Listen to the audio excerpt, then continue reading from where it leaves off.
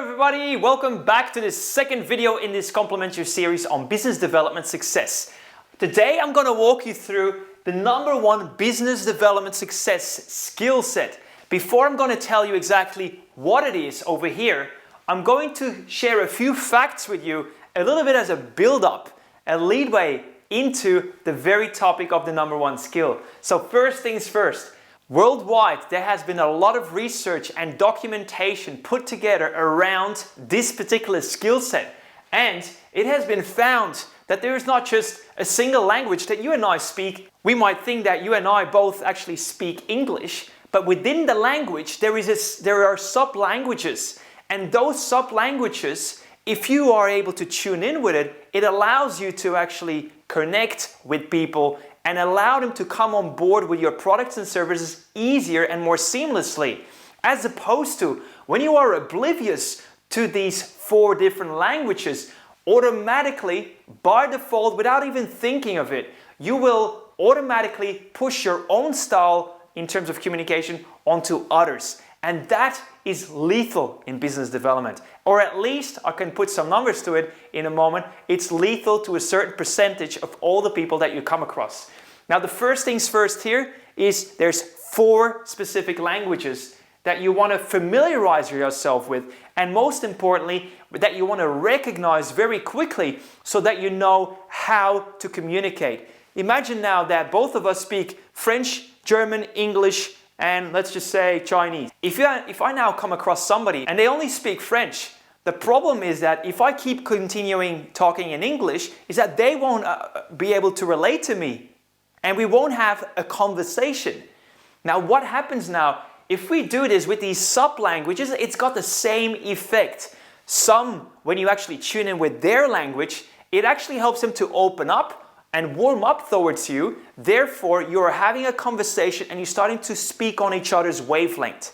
Now, obviously, the more we do that, the easier it is for people to buy and do business with you.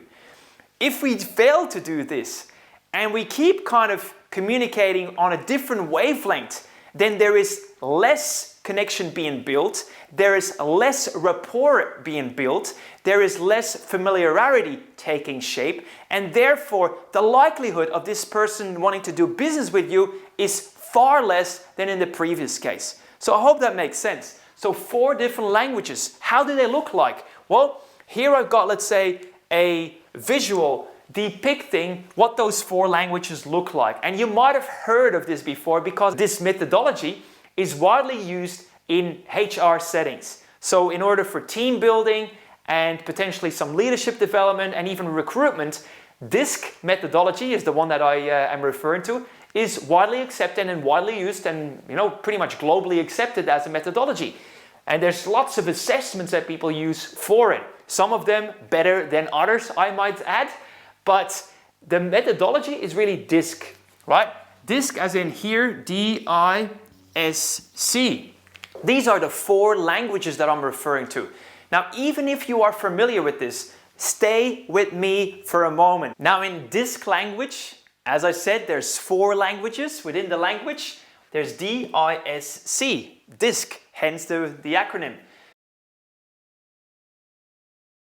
One here is about very results-based, fast-paced, big picture like bullet point style language, which is very different. It tends to be sometimes forceful, it can come across as very domineering and sometimes quite abrasive for some people's liking, especially those on the opposite side. For eyes, for example, we're talking still about fast-paced, big picture people, but they are super experience-oriented and very emotional. These ones are task-based and more business-like. These people are very emotional, social, gregarious, and fun type people, right? And for some people, they might come across as too superficial and too fast-paced and, a bit all over the place and that sort of stuff. Whilst these people are super methodical. They're very friendly. They want to really avoid conflict and confrontation at all costs. And they want to be loved and liked by everyone. So they will always kind of talk in very nice and agreeable time matters, even though they might disagree and even though they might completely misalign with what the other person is about. So they won't necessarily show where they're at with things unless they really trust you and like you. And so obviously in business development, this means that this person can't wear at times a poker face and smile and nod and agree with you while you're showing how you can help them, while in their own mind they think, you know what, this is not going to go anywhere. And you might think, oh yeah, this is really going well. They're giving me the nice verbal cues. They're giving me all the sorts of support, and they're nicely smiling to me and agreeing. And this is going to be, you know, business that I'm going to write. And guess what? It's not going to go anywhere. Last but not least, the C's are the highly analytical people that love detail, facts and figures over anything else. Whilst these people like pictures and, you know, fun images and highly colorful type of language and the likes, these people want really the facts and figures the way they are, with the detail attached to it. So if there's a comma, there's a comma. If there's a 10th percentile attached to it, they want the exact number, not just the so-called airy-fairy number. So all of these sort of things are just different languages, and unless you pick up on it very quickly, we all fall in the trap of treating people the way that we want to be treated, which is the thing that we have been taught, which is incorrect. We have been all taught to say, hey, the way that you want to be treated, treat other people like that. Guess what? It doesn't work, because every country so far measured under the sun has for the whole population has almost an equal number of people in each one of the 4 quadrants, we call them, or the 4 sub-languages. So if you have 25% of the population in the D quadrant and 25% of the people in the I quadrant, and the same for S and C, if you are the S speaking in S language to a D, you see that straight away we're talking different languages. We are not connecting with each other. We are not on the same wavelength, and we are completely disenfranchising each other. So it doesn't work that way. Especially the opposites are the tricky ones. C and I's, D and S's. So what you want to do is, rather than continuing the same mantra that we all have been taught from our early age on, instead of continuing doing that, what you want to do is first read what other people's style is and then relate to them in their language. And then relate in ways that they can relate to. Meaning, if it's an S, speak in S language. If it's an I, speak in I language. If it's a D, speak in D language. The idea is treat people the way that they want to be treated rather than how you personally want to be treated. As soon as you do that, the world changes for the better. Really interesting fun fact is that most people master only 1 or 2 out of 4 languages. So out of 4, 1 or 2. Now let's just do the sums very quickly. Last time I checked with my maths, if I'm doing 1 language here, if I master 1, I got a 25 potential strike rate out of the general population that I interact with. Now that means that if I can potentially win business with 2 or 3 out of 10 people, it means that I'm losing out of 6 to 7 out of 10. That makes sense. If I now have 2 quadrants that I'm really good at, I might have a potential strike rate of 5 out of 10. But I'm still losing out of 5 out of 10 regardless. So the idea is, know where your own style is. The only way where you can figure that out in a practical and relevant manner is by doing a thorough disc assessment. Not just the most generic one available. You want to do a next generation advanced disc assessment. The wealth of information that that tool only gives you is phenomenal. It gives you 48 pages of detailed information about all your strengths and your opportunities for growth. Notice that I said not mistakes or weaknesses. I talked about your opportunities for growth, because once you are empowered with the right knowledge, you can do something about it to overcome the situations in which you would by default do the wrong thing, and therefore go in with a more appropriate behavior. And this is really what it's about. We're not talking about personality, guys, which a lot of people sometimes think. It's really about behavior. Now, some behavior helps us to build rapport, while other behaviors take away from it. And so in business, that is of huge value. Last but not least, in business development, we can easily make costly mistakes. Why? Because let's just say that you have spent all your hard-earned money in marketing to attract genuine leads for the type of products and services that you provide. Wouldn't you then want to optimize the conversion of those leads into clients by just simply relating to these people in the language that they want to be related to? I have seen that my strike rate would be almost 100% at the time when I would correctly assess or spot the other person's communication style, know what my natural styles are, and then build the bridge from mine to theirs. Once I do that, it's so much easier to get along and write business. It's so much easier to help them find what it is they want and help them feel comfortable about investing in it. And so can you. So the next question is now really, what is this number one skill? Well, of course, we already figured it out. That is communication. Your communication style largely dictates how successful you are going to be in business development.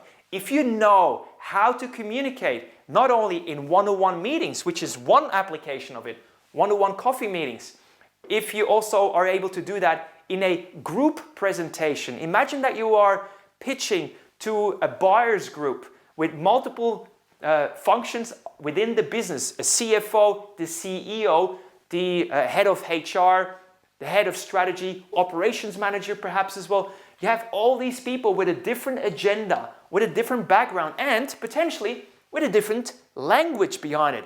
If you just go in and try to sell it or pitch your proposal in the same way to all of them, you might engage 1 or 2 out of the 5 and miss out of the others. And guess who is going to be the one who will then, behind your back, whisper in the other people's ears to actually vote against you, right? It's exactly the people that you didn't engage along the way because you failed to present your findings in a relevant manner to them, their language, and their function. Because each one of them has different ways of responsibilities and they all interpret the reality from their particular angle. So the idea in business development is to read people's style attached to their function and also their language behind it so that you can prepare your presentation for each one individually. The more you do that, the more you can kind of turn the flip on for each one, ticking the boxes for every single person. And if you have 5 out of 5 people engaged, loving your solution, being totally with you that this is the right thing for them, well then you have no more obstacles in the way to overcome. And that again is what communication skills can help you do. The way that I look at DISC is from a business development perspective. How can I use these insights for one-on-one meeting, group presentations, even if it's a Zoom presentation that you're looking at doing, when you go to a networking function, when you even connect with them on social media, if you miss a call, if this is the first point of contact, can you use the call to assess their style? Yes, you can.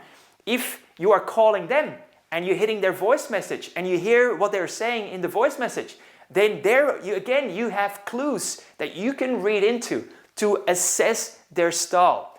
And all of this helps you to become way more successful. Because the last thing also that is important for us to be mindful of is that people, all people, whether we like it or not, whether they are conscious of it or not, will all assess us within seconds. Seconds it takes only for people to make either a positive or a negative assessment of us as people to potentially do business with. The longer that it's positive, well, the easier it will be for you to continue your journey with them and potentially onboard them as a new client. But to the extent that very quickly they kind of disengage and slot you in the wrong box, there you go, all the hard-earned money invested in marketing to attract a genuine inquiry or create an opening in a wonderful business or with a wonderful private client and the likes, it dissolves and evaporates. Now that is really a costly mistake that we don't want to repeat. So my job is always to help people speak in the right way for the situation so that it's appropriate, so that people open up, people explain where they're at, people warm up towards your solution, and then they feel happy and content to go ahead with you because they trust you and like you. That is really what communication mastery is all about. My program, Communication Mastery, as such, is a next program that I really would recommend for those people that want to go really in detail on this. At least now I've set the scene for the things that you can look at on how to become a more effective communicator so that your business development activities are reaping the rewards. In my next video, I will be walking you through the other 6 skill sets that are highly relevant in a business development context. If you liked my video here right now, please give me a big thumbs up. Also, subscribe to my channel if you haven't done so yet. And last but not least, turn on the notifications so that every time when I release a new piece of content that might be of benefit to you, that you also get an alert. My name is Bram. I appreciate you watching. I'll look forward to seeing you again soon. Any thoughts or questions? Always welcome to add them here.